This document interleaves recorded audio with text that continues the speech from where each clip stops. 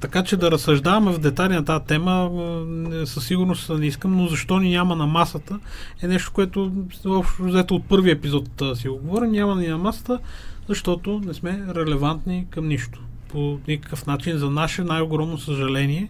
И отново това, че Тръмп беше избран в САЩ, е уникална възможност за Европа да порасне най-накрая и да спре с тази инфантилизация, че някой друг ще ни пази, че някой друг ще ни произвежда джаджите и че някой друг ще създава нашите деца.